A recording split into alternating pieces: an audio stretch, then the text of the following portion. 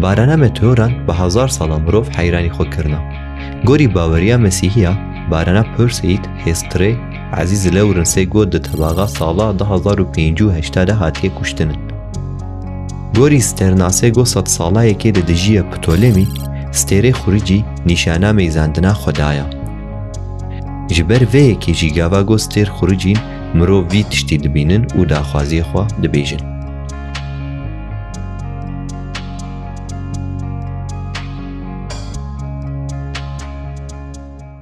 Barana meteoran bi hezar sala mirov heyranî xwe kirina.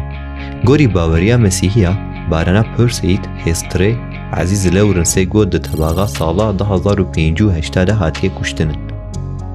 Gorî stêrnasê got 100 salayekê didijiye Ptolemî stêrê xuricî nîşana meyzandina xwedaya. Ji ber vê yekê jî gava got stêr xuricîn mirov vî tiştî